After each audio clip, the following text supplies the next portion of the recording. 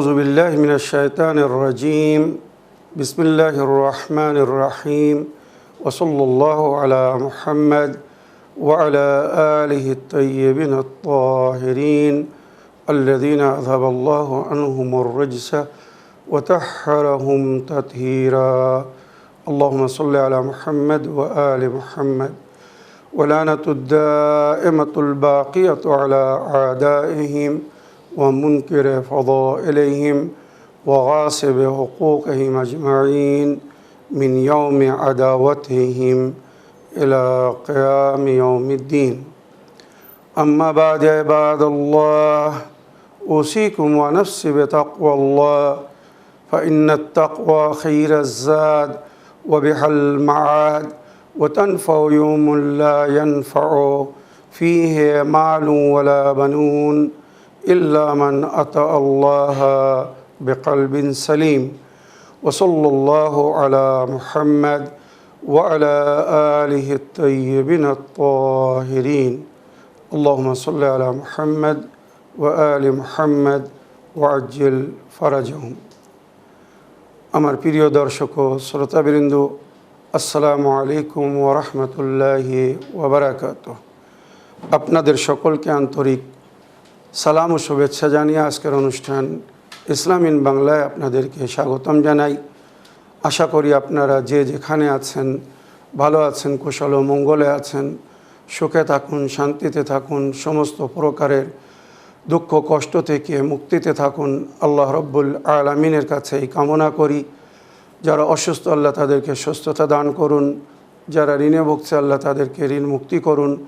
ওইরূপ যাদের জীবনে কোনো প্রকারের অভাব বা অশান্তি আছে আল্লাহ রব্বুল আলামিন তাদের সকলের জীবনে সুখ শান্তি দান করুন ও সকলের মনোকামনা আশাকে পূরণ করুন। আমাদের সকলকে সৎ পথে চলার, অসৎ পথ থেকে দূরে থাকার এবং এক অপরকে সৎ উপদেশ দেওয়ার তৌফিক দান করুন।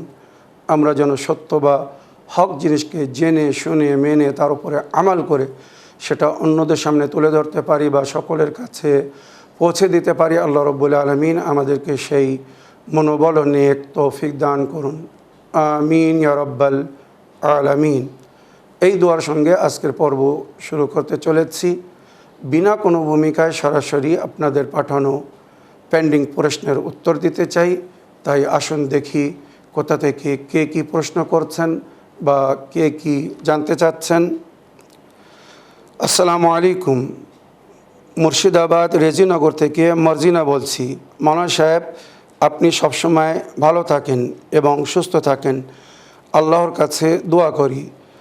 সূরা কাহাফ আয়াত নম্বর 17 এবং 18 ব্যাখ্যা করবেন মাওলানা সাহেব। ইসলাম ইন বাংলায়।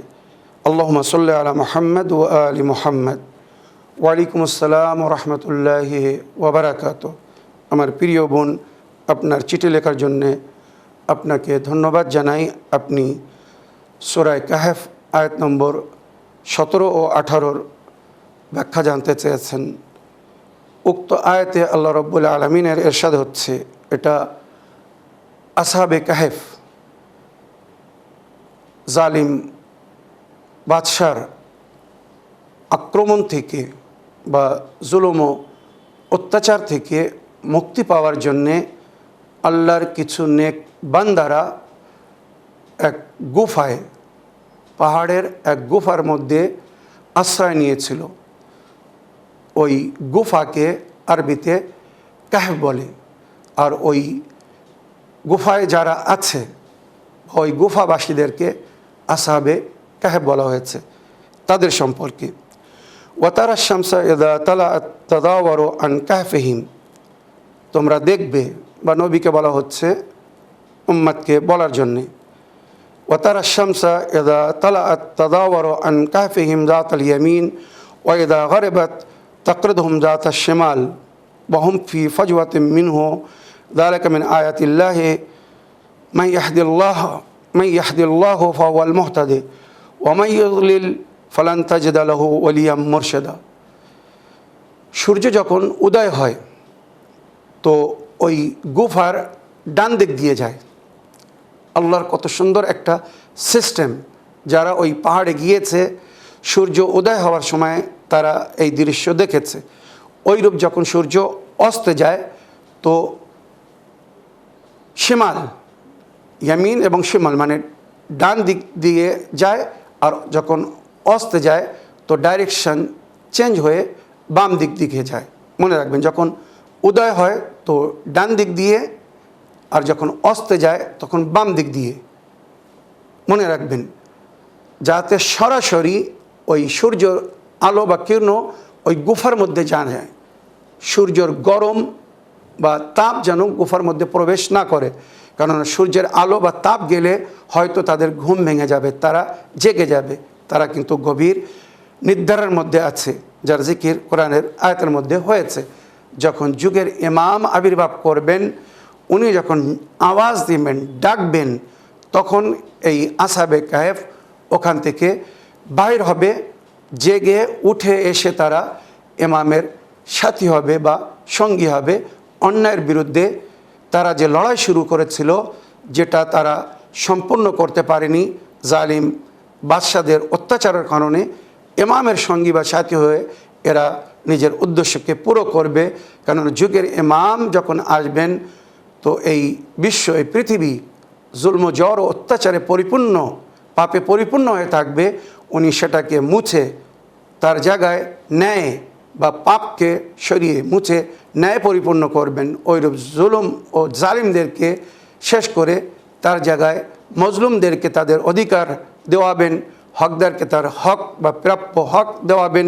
এইভাবে যখন অন্যায়ের বিরুদ্ধে যুগের ইমাম প্রস্থান করবেন, বিপ্লব সৃষ্টি করবেন, তো আসহাবে কাহফ সেই সময় তাদের গুফা থেকে বাইরে আসবে।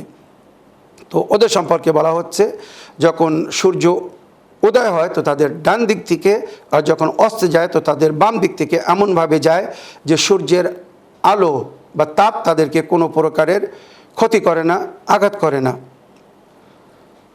আর তারা গভীর নিদ্রার মধ্যে আছে। এটা আল্লাহর নিশানি। আল্লাহ যদি কারোর হেদায়েত করতে চায় তো সেই হেদায়েত পাবে, আর আল্লাহ যদি কাউকে গুমরাহের মধ্যে, মানে কেউ যদি ভুল পথ ধারণ করে, গুমরাহি মূর্খতার পথিক হয়ে যায়, আর সে যদি সত্য বা হক জিনিসকে অ্যাকসেপ্ট না করে, তো অনেক সময় আল্লাহ তাদেরকে তাদের অবস্থায় ছেড়ে দেয়। ওই জন্য আমাদেরকে বলা হচ্ছে সবসময় আল্লাহর কাছে নেক তৌফিক কামনা করো, আল্লাহ আমাকে তৌফিক দান করুন, আমি যেন সত্য বা সঠিক জিনিসকে জেনে শুনে মেনে তার উপরে আমাল করতে পারি। এই যে আমি কোরআন থেকে, আয়াত থেকে, তাফসির থেকে বা অথেন্টিক রওয়ায়াত বা নবী করিম সাল্লাল্লাহু আলাইহি ওয়াসাল্লামের হাদিস, ওনার মূল্যবান বাণীর মাধ্যমে যেটা কোরআনের সঙ্গে মিল খাচ্ছে আর কোরআনের আয়াত যা সমর্থন করছে, আমি সবসময় হকিকত বলছি, সত্য জিনিস আপনাদের সামনে বা তাদের সামনে তুলে ধরছি। কিন্তু এখনও কিছু জেদ ধরে আছে। মাওলানা সাবির সাহেব, আপনি যাই বলুন না কেন, না নাত্তাবে মা আলফাইনা আলাইহি আবানা, আমরা তো ওই পথের ওপরেই চলবো যার উপরে বাপ দাদাদেরকে পেয়েছি। কোরআন বলছে আওয়ালাউ কানা আবা আহুম লা ইয়াকুলুনা শাইআ, তাদের বাপ দাদারা হয়তো কিছু বুঝতো না, মূর্খ ছিল, যে মূর্খতার মধ্যে নিজেরা ছিল সন্তানদেরকে ফেলে রেখে গেছে, আর সন্তানরাও সেই মূর্খতার, সেই অন্ধকারের মধ্যে পড়ে আছে। তো আল্লাহ এদেরকে ওই অন্ধকারে, ওই মূর্খতার মধ্যে ছেড়ে দিয়েছে বা ছেড়ে দেয়। আল্লাহ বলছে ওয়ামা ইউযলিল্লাহ ফালান তাজিদা ওয়ালিয়ান মুরশিদা, আল্লাহ যদি কাউকে গুমরাহির মধ্যে ফেলে দেয়, ভ্রষ্টতার মধ্যে ছেড়ে দেয়, তার হেদায়েত কেউ পড়তে পারবে না। কোনো ওয়ালি, কোনো মুর্শিদ তার হেদায়েত করতে পারবে না। তো এই আয়াতের মধ্যে কিন্তু বড় শিক্ষা লুকিত আছে। তাহসাবহুম আইকাদান, আসহাবে কাহফদেরকে দেখলে মনে হবে এরা জেগে আছে, ওয়াহুম রুকুদুন, কিন্তু বাস্তবে তারা গভীর নিদ্রার মধ্যে। ওয়ানুকাল্লিবুহুম যাতুল ইয়ামিন ওয়া যাতুশ শিমাল, আল্লাহ ফেরেশতাদের মাধ্যমে এদের ডাইরেকশন পরিবর্তন করতে থাকেন, ডান দিকে বাম দিকে। একদিকে যদি লাগাতার শুয়ে থাকে তো হয়তো সেই অংশটা অবশ হয়ে যেতে পারে, যেটা প্র্যাকটিক্যাল বডি, ফিজিক্যাল বডি আমাদেরকে অনুভব করায়। আপনারা জানেন আমরা গভীর ঘুমানো অবস্থায়ও পরিবর্তন হতে থাকি, এক ডাইরেকশনে ঘুমাই, সকালে অন্য আরেক ডাইরেকশনে আমরা উঠি। তো এটা ফিতরাত ইনসানি। তো আল্লাহ এদের অবস্থাকে পরিবর্তন করাতে থাকেন। নুকাল্লিবুহুম যাতুল ইয়ামিন ওয়া যাতুশ শিমাল, কখনো ডান দিকে কখনো বাম দিকে, যেমন সূর্যের ডাইরেকশন আল্লাহ রাব্বুল আলামিন চেঞ্জ করতে থাকেন, শীতকালে বা গরমকালে যেভাবে চেঞ্জ হয় আপনারা জানেন। ওয়া কালবুহুম বাসিতু যিরাআইহি বিল ওয়াসিদ, আর এক কিতমির কুকুর, তাকে একটা সুন্দর নাম দেওয়া হয়েছে কিতমির। এই শব্দ, এই নামটা মনে রাখবেন। কিতমির, যদি আপনি কখনো সফরে যান, কোথাও যান, আর আপনার সঙ্গে কেউ নেই, আপনার সঙ্গে বেডিং আছে, জিনিসপত্র আছে, তো ওই জিনিসপত্রের মধ্যে একটা কাগজে কিতমির লিখে রেখে দেবেন, বা কাগজে লিখে ওই ব্যাগের উপরে মেরে দেবেন। আপনার ব্যাগ কেউ চুরি করতে পারবে না, কেউ নিয়ে যেতে পারবে না।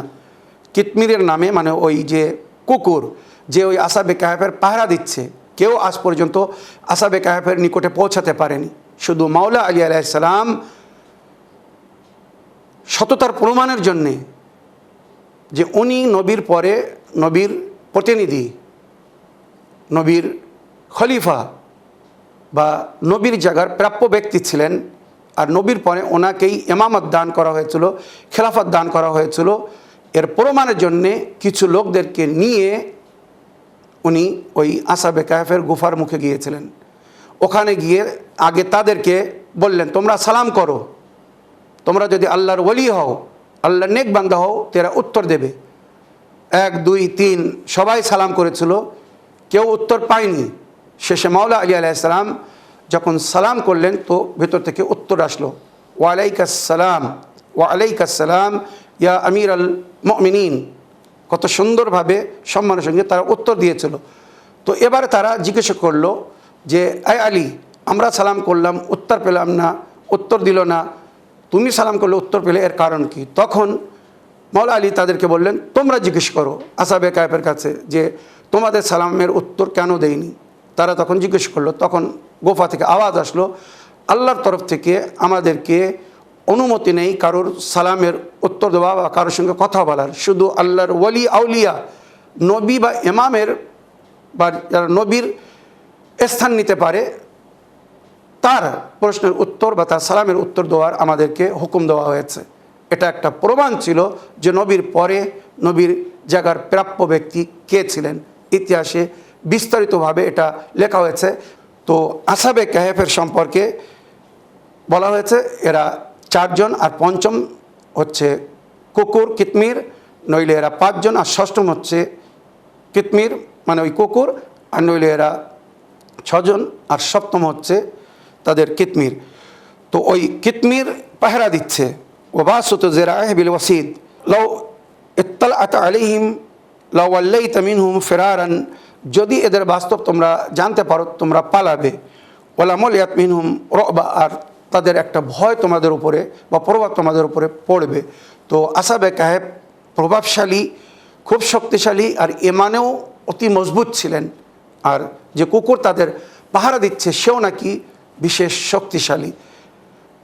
এই যে ঘটনা শোনালাম, এর থেকে কি শিক্ষা লাভ করলেন?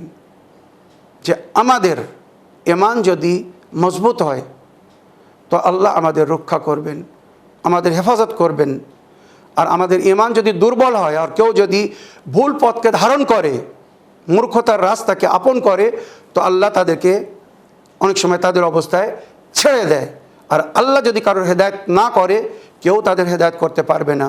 কোনো ওলি, কোনো আউলিয়া, কোনো মুর্শিদ তাদের হেদায়েত করতে পারবে না। আর বর্তমান এটা আমরা বাস্তব দেখছি, শুনছি, কত সুন্দরভাবে কোরআনের আয়াত, অথেন্টিক রওয়ায়াত, নবীর হাদিসের মাধ্যমে হকিকত বা সত্য জিনিস আমি তাদের সামনে তুলে ধরছি, বলার চেষ্টা করছি, বোঝানোর চেষ্টা করছি, তারপরেও তারা মানছে না। তার মানে কি? আল্লাহ এদেরকে এদের ভ্রষ্টতার মধ্যে, জালালাত বা গুমরাহের মধ্যে ছেড়ে দিয়েছে। আল্লাহ যদি এদের মঙ্গল চাইতো, বা আল্লাহ যখন কারোর মঙ্গল চায় তার অন্তরকে বৃদ্ধি করে দেয়। কোরআনের আয়াত বলছে, ইয়াশরা সাদরহু লিল ইসলাম, সে ইসলামের রাস্তা, শান্তির রাস্তাকে আপন করে, আর সঠিক জিনিসকে জেনে শুনে মেনে তার উপরে আমাল করার চেষ্টা করে। তো আল্লাহ আমাদেরকে তৌফিক দান করুন, আমরা যেন নিজের অন্তরকে বৃদ্ধি করে সঠিক বা সত্য জিনিসকে জেনে শুনে মেনে তার উপরে আমাল করতে পারি। পূর্বপুরুষরা, বাপ দাদারা যদি কাউকে কারো ভুলের মধ্যে ছেড়ে গিয়ে থাকে, তারা যদি নিজের ভুলের সংশোধন করে নেয়, তাতেই মঙ্গল তাদের জন্যে, প্লাস তাদের পূর্বপুরুষদের জন্যে। হয়তো তাদের আযাব একটু কম হয়ে যাবে, কিন্তু তারা যে ভুল পথের উপরে লাগিয়ে গিয়েছে, আর আপনি যদি তার মধ্যে চলতে থাকেন তো আপনিও সাজা পাবেন, আর তার ডবল বা অধিক সাজা তারা পাবে যারা ভুল পথে লাগিয়ে গিয়েছে। আশা করি আমার প্রিয় বোন আপনার প্রশ্নের আপনি উত্তর পেয়েছেন। আগের প্রশ্ন পড়ি। আসসালামু আলাইকুম, আমি যুগদিয়া থেকে বলছি, দক্ষিণ 24 পরগনা। আমার নাম রফিক পুরকায়েত। আমি 2018 সাল থেকে উইন চ্যানেল দেখছি। আমি খুব লাভবান হয়েছি। কোরআনের যা ইসলামের শরিয়াত হিসাবে আমি বাড়িতে নামাজ পড়ছি। আমার নাতির নাম জুনাহিস। নাম ভালো না খারাপ একটু বলবেন। আসসালামু আলাইকুম ওরহমতুল্লাহি ওবরাকাতুহু। ওয়ালাইকুম আসসালাম ওরহমতুল্লাহি বারাকাতুহু। প্রিয় রফিক পুরকায়েত সাহেব, আপনার চিঠি লেখার জন্য আপনাকে ধন্যবাদ জানাই এবং নিয়মিত আমাদের অনুষ্ঠানকে ফলো করার জন্য ধন্যবাদ জানাই। আপনি আপনার নাতির নামের মানে জানতে চেয়েছেন। আপনার নাতির নাম জুনাহিস কোনো আরবি শব্দ না, উর্দু শব্দ না, হিন্দি শব্দ না, ইংলিশ শব্দ না, জানি না এই সমস্ত নাম আপনারা কোথা থেকে পান। অনেক সময় মডার্ন নাম রাখার চক্করে আমরা এমন নাম রাখি যার কোনো অর্থ নেই। সবসময় ইসলামিক নাম কোরআন হাদিস থেকে বা ইসলামিক রেওয়ায়েত থেকে বা মুসলমানদের অনেক ইতিহাস আছে, অনেক যোদ্ধারা আছে, আল্লাহর ওলি আউলিয়ার আছে, ইমাম নবীদের নামে, নবীর সাহাবাদের নামে, মানে যারা নেক সাহাবা ছিলেন তাদের নামে নাম রাখতে বলা হয়েছে। তার একটা প্রভাব পড়ে বাচ্চাদের জীবনের উপরে। বাচ্চাদের নাম রাখার সময় সব সময় একটা জিনিস মনে রাখবেন, যেটা কোরআন ও হাদিসের মধ্যে জিকির হয়েছে। নবী বারবার বলেছেন, কিয়ামতের দিনে সমস্ত বাচ্চাকে তার নাম এবং তার মায়ের নামের সঙ্গে ডাকা হবে, বা অনেক সময় পিতার নামের সঙ্গে ডাকার জিকির হয়েছে। তো সম্মানিত নাম রাখো, যে নামের সঙ্গে যখন ডাকা হবে সে যেন লজ্জিত না হয়। একটা সুন্দর নাম রাখো, নামের প্রভাব তার জীবনের ওপরে পড়ে। ভালো নাম রাখো, তার প্রভাব যেন তার জীবনের ওপরে ভালো পড়ে। খারাপ নাম রাখলে তার প্রভাব খারাপ পড়বে। এখানে আমি বলতে চাই না যে খারাপ নাম মানে কি, যেগুলো রাখতে নিষেধ করা হয়েছে। তবে এতটুকু আমি বলবো, যখন বাচ্চা জন্ম নেবে তো গুরুজনদের কাছে গিয়ে কোরআন থেকে নাম দিতে বলবেন, বা হাদিসের ভাষায় রওয়ায়াতের মধ্যে যে সমস্ত ইসলামিক সুন্দর নাম এসেছে সেই নামগুলো রাখার চেষ্টা করবেন। মডার্ন নাম রাখার জন্যে, নতুন নাম শুনতে যেন নতুন মনে হয়, তার যদি কোনো অর্থ না হয় তো সে নাম রেখে কী লাভ করলেন। আশা করি আপনি বুঝতে পেরেছেন। এবারে একটা অডিও প্লে করব, তারপরে আবার লিখিত চিঠি পড়ব। আসসালামু আলাইকুম। আমি সৈয়দ মনোয়ার হোসেন মুর্শিদাবাদ ভরতপুর থেকে বলছি। আমার একটা প্রশ্ন, আজকে ঢাকার টিভি সেন্টার থেকে একজন আলেম বললেন যে দ্বিতীয় কলমা পড়লে নাকি মানুষের যত বড় গুনাহ হোক আর সে যত গুনাহগার হোক, আল্লাহ তার সমস্ত গুনাহ মাফ করে দেবেন।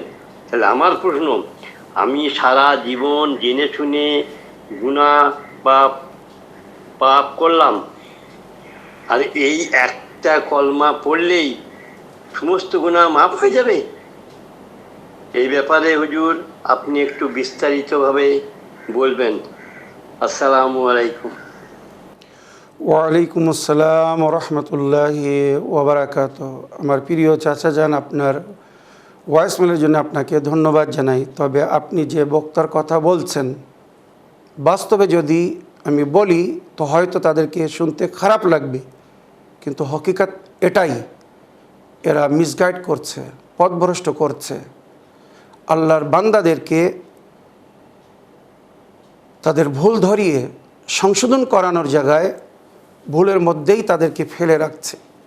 কিচ্ছু করতে হবে না, পাপ অন্যায় যা কিছু করার করতে থাকো, শেষে বৃদ্ধকালে বুড়ো বয়সে গিয়ে কলেমা পড়ো, তোমার সারা গুনাহ মাফ হয়ে যাবে। যদি এমন হতো তো, যেমন আমার প্রিয় চাচা আপনি ঠিক বলেছেন, মানুষ কেন নামাজ পড়বে, কেন রোজা রাখবে, কেন পরিশ্রম করবে, কেন হজ করবে, কেন পয়সা খরচ করবে, জাকাত দিবে, খুমুস দিবে, যদি শুধু একটা কলেমা পড়লে মাফ হয়ে যায়। দ্বিতীয় কলেমা, যেটা আমার মুসলমানদের 6টি কলেমার মধ্যে একটি কলেমা, আশহাদু আল্লা ইলাহা ইল্লাল্লাহ ওয়াহদাহু লা শারীকা লাহ ওয়া আশহাদু আন্না মুহাম্মাদান আবদুহু ওয়া রাসূলুহু। আমি সাক্ষী দিচ্ছি আল্লাহ ছাড়া কোনো মাবুদ নেই, সে এক, তার কোনো শরিক নেই, এবং সাক্ষী দিচ্ছি মুহাম্মদ আল্লাহর বান্দা ও তার রসুল। এতটুকু বললে যদি সারা গুনাহ মাফ হয়ে যায়, তো আমি এখানে একটা প্রশ্ন করতে চাই। নবী করিম সাল্লাল্লাহু আলাইহি সাল্লামের কিছু সাহাবাদের সম্পর্কে বুখারী শরীফ বা মুসলিম শরীফে লেখা হয়েছে। আল্লাহ রসুলের কসম খেয়ে বলছি, সমস্ত মুসলমান জানে, পরিষ্কার লেখা হয়েছে যে কিয়ামতের দিন, হাসরের দিন নবী করিম সাল্লাল্লাহু আলাইহি সাল্লামের কিছু সাহাবাদেরকে শৃঙ্খল বন্ধন করে লোহার শিকলে বেঁধে টেনে জাহান্নামের দিকে নিয়ে যাওয়া হবে। তারা চিৎকার করবে আর বলবে নবীকে দেখে, হে আল্লাহ নবী, আমরা আপনার সাহাবী, আমাদেরকে কেন জাহান্নামে নিক্ষেপ করা হচ্ছে? স্বয়ং নবীও বলবেন, হে আল্লাহ, এই তো আমার পরিচিত সাহাবী, আমি এদেরকে জানি, চিনি, এদেরকে কেন জাহান্নামে ফেলা হচ্ছে? তখন আল্লাহর তরফ থেকে ফেরেশতারা বলবে, ঘোষণা করা হবে, নবী আপনি জানেন না, এরা আপনার পরে আপনার দ্বীনকে ছেড়ে দিয়েছিল। তারা যখন বলবে আমাদেরকে কেন জাহান্নামে নিক্ষেপ করা হচ্ছে, তো উত্তরে তাদেরকে বলা হবে, ইনকালাবতুম আলা আকাবিকুম, তোমরা নিজের পূর্বপুরুষদের দ্বীনের দিকে ফিরে গিয়েছিলে। কেন? এরা তো কলেমা পড়েছিল, লা ইলাহা ইল্লাল্লাহ মুহাম্মাদুর রাসূলুল্লাহ বললে যদি সারা গুনাহ মাফ হয়ে যায়, তো এরা তো সারা জীবন সেটা পড়ে এসেছিল, তাহলে কেন জাহান্নামে যাচ্ছে? বলুন। মসজিদে জেরার, নবী করিম সাল্লাল্লাহু আলাইহি সাল্লাম একটি মসজিদকে জ্বালিয়ে দিয়েছিলেন, ভেঙে দিয়েছিলেন। ওখানে মুসলমানেরা জমা হয়ে, মুনাফিকরা, মুসলমানেরা না, মুনাফিকরা, তারাও নবীর কলেমা পড়তো, কিন্তু লা ইলাহা ইল্লাল্লাহ মুহাম্মাদুর রাসূলুল্লাহ তারাও বলতো, কিন্তু তারা ওই মসজিদে জমা হয়ে ষড়যন্ত্র করত, ইহুদ ও খ্রিস্টান বা মুশরিকিনদের সহযোগিতা করত, নবীর বিরুদ্ধে তারা জাসুসি করত, বা নবীর দিনের ভুল শিক্ষা বা নবীর সম্পর্কে বিদ্রূপ কথা বলতো। নবী করিম সাল্লাল্লাহু আলাইহি সাল্লাম সতর্ক করেছিলেন আর বলেছিলেন, লা তুসাল্লিমু আলা ইহুদি উম্মতি, আমার উম্মতের ইহুদিদের উপরে যেন তোমরা সালাম করবে না, সালাম করো না। নবীকে জিজ্ঞাসা করলো, আয় আল্লাহ নবী, আপনার উম্মতে কারা ইহুদি? ইহুদি তো মুসা নবীর উম্মতকে বলা হয়েছে। তখন নবী বলেছিলেন, কিছুরা হবে আমার উম্মত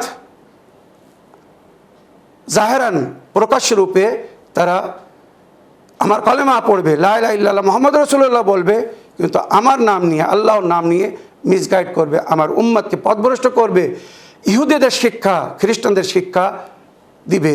আজ খোদার কসম, মুসলমানদের মধ্যে একটি বিশেষ দল, সংগঠন বলুন, এক জমাত বলুন, যাদের বিশেষ নাম দেওয়া হয়েছে, আজকে আমি নাম নেব না, ইশারায় বলবো, বুঝে নিতে হবে।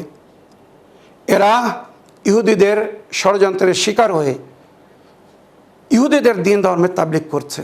এদের রূপ চেহারা ইহুদিদের মতো, লম্বা লম্বা দাড়ি, গোপ নেই, উঁচু পায়জামা, লম্বা জামা, ইহুদিদের মতো টুপি, বুদ্ধিজীবীর জন্য ইশারা যথেষ্ট। আজ আমি নাম নেব না।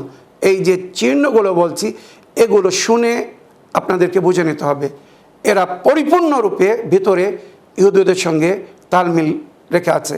আর যেটা বহু জায়গায়, বহু মৌলবী ইমাম সাহেবরা ধরা পড়েছে, যখন তাদের আইডেন্টি কার্ড চেক করা হয়েছে, তাতে ইহুদি নাম লেখা আছে, বা ইহুদিদের সংস্থা থেকে ইহুদিদের তৈরি করা জামিয়াতুল ইসলামিয়া তিল আবিব, ইসলামিক ইউনিভার্সিটি অফ তিল আবিব থেকে তারা শিক্ষা লাভ করে এসে ইমাম হয়ে ইমামতি করছে আর সমাজকে গাইড করছে। তাহলে তারা কি করবে এবারে বুঝে দেখুন, কিভাবে মিসগাইড করছে, কিভাবে ইহুদিদের হয়ে তারা কাজ করছে। এদের সম্পর্কে নবী বলেছিলেন যে এরা আমার নাম নিয়ে মিসগাইড করবে। এরাও কিন্তু লা ইলাহা ইল্লাল্লাহ মুহাম্মাদুর রাসূলুল্লাহ বলছে, জাহেরান, প্রকাশ্য রূপে। তো যদি শুধু লা ইলাহা ইল্লাল্লাহ মুহাম্মাদুর রাসূলুল্লাহ বলে নেজাত পাওয়া যেত, সমস্ত গুনাহ মাফ হয়ে যেত, তাহলে এরা এই যে মিসগাইড করছে, তো এরাও তো স্বর্গে যাবে। মনে রাখবেন, এগুলো এদেরই কথা, এই মুনাফিকদের কথা। যারা নবীর নামে মিসগাইড করছে, নবীর নাম নিয়ে ভুল পথ দেখাচ্ছে, নবীর হাকিকি তালিমাতকে যারা ছেড়ে দিয়েছে, নবীজি নিজের উম্মতের হেদায়েতের জন্য যে কোরআন এবং আহলে বাইত ছেড়ে গিয়েছেন, সেই কোরআন এবং আহলে বাইতকে যারা ছেড়েছে তারা কখনো সঠিক পথের পথিক হতে পারে না, তাদের পথ কখনো সঠিক হতে পারে না।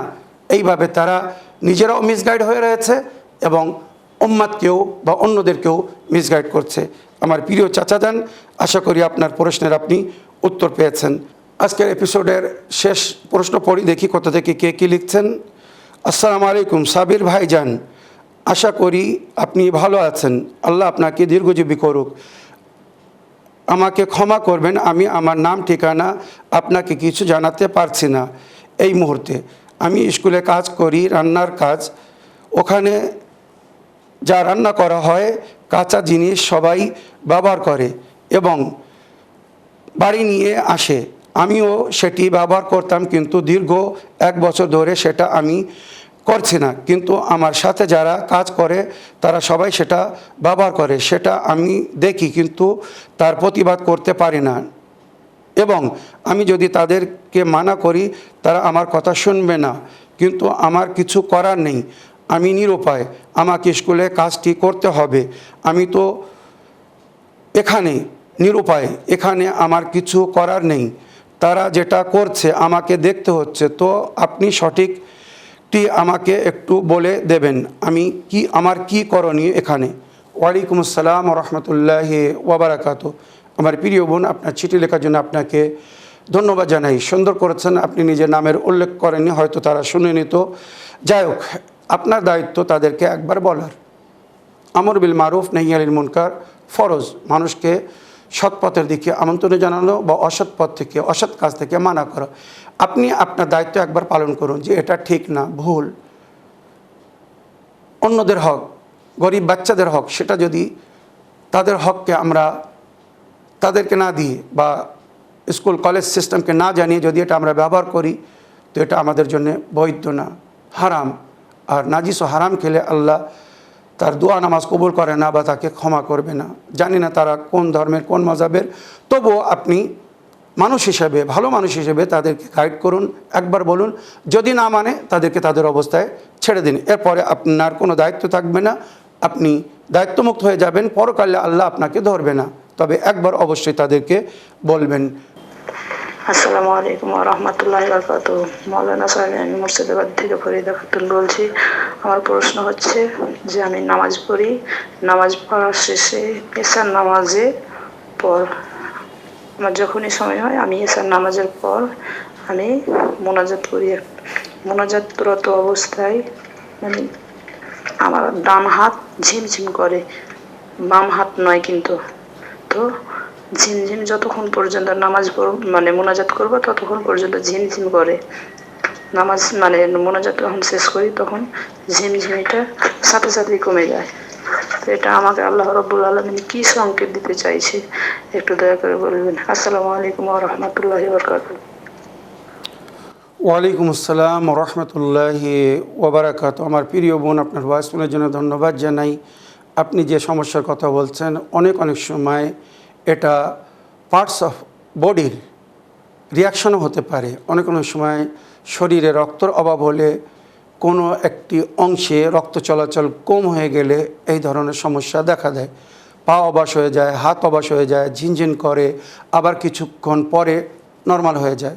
তো এটা একটা মেডিকেল সায়েন্সের কথা ছিল যেটা বললাম। এছাড়া হয়তো এটা একটা সংকেত হতে পারে আল্লাহ রাব্বুল আলামিনের সামনে আপনি যে হাত তুলে মোনাজাত করছেন, যে হাতটা ডান হাত বলছেন ঝিনঝিন করছে, তো আল্লাহ রাব্বুল আলামিন হয়তো আপনাকে ইশারা দিচ্ছে যে এই যে কষ্টের অনুভব করছো, তখন যখন মানুষ কষ্ট পায় অন্তর থেকে দোয়া বাহির হয়, অন্তর থেকে কথা বলে। তো এই কষ্টের অনুভব করে আল্লাহ হয়তো আপনাকে বলতে চাচ্ছে তুমি অন্তর থেকে দোয়া করো, রোদনের সঙ্গে কাতর হয়ে দোয়া করো। ও রাব্বাকুম তাদাররুআন ওয়া খুফিয়াতান, যেটা কোরআনের মধ্যে উল্লেখ হয়েছে, নিজের প্রতিপালককে ডাকো, স্মরণ করো গিড়গিড়াতে হয়ে।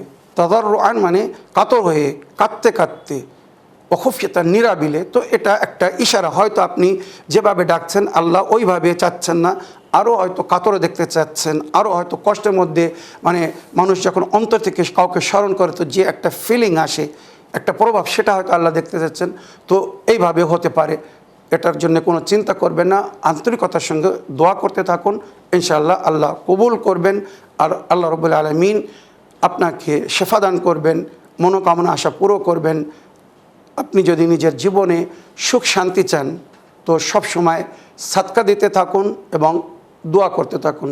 আর দোয়া ও সাদাকা তারুদ্দুল কাদা ওয়াল বালা, দোয়া এবং সাদাকা সমস্ত প্রকারের বালা মুসিবতকে দূর করে, এমনকি মৃত্যু থেকেও মানুষকে মুক্তিদান করে। আমার প্রিয় বোন, আশা করি আপনার প্রশ্নের উত্তর পেয়েছেন। এই বলে আমার আজকের বক্তব্য এখানে শেষ করলাম। ওয়া আখিরু দাওয়ানা আলহামদুলিল্লাহি রাব্বিল আলামিন। ওয়াসসালামু আলাইকুম ওয়া রাহমাতুল্লাহি ওয়া বারাকাতুহু।